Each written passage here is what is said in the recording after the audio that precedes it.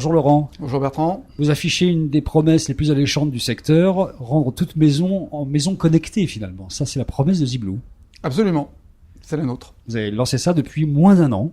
Oui, absolument, on l'a lancé lors du CES à Las Vegas en janvier dernier.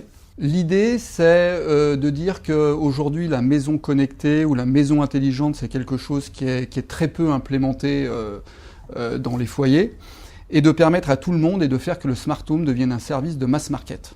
Vous dites, on a tous des objets qui peuvent être connectés et on a tous de quoi les connecter surtout, c'est ça qui est important. Absolument, c'est-à-dire que nous, on part du constat que pour que la smart home devienne un service de mass média, le smart home doit pouvoir être embarqué dans des objets d'ores et déjà présents dans la maison. Quel genre d'objet ? Alors ça peut être une télé connectée, une smart TV, une TV box, une box internet. Tous des objets qui sont déjà présents dans la maison. Donc sa box qu'on a tous chez soi peut servir de base pour connecter l'ensemble des objets de sa maison. Absolument, elle acquiert une nouvelle fonctionnalité, elle devient le Smart Home Hub de la maison. Et comment vous faites pour réaliser ça ?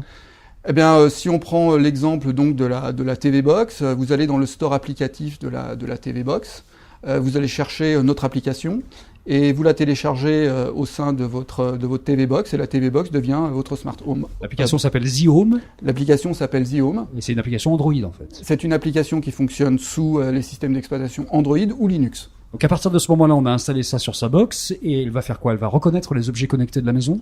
Eh bien, quand la box embarque l'applicatif The Home, elle embarque toute l'intelligence et elle intègre donc la capacité de pouvoir communiquer dans plein de langages et elle intègre aussi l'ensemble des drivers qui font fonctionner les différents périphériques au sein de la maison. C'est-à-dire qu'elle est capable de reconnaître quoi très rapidement ?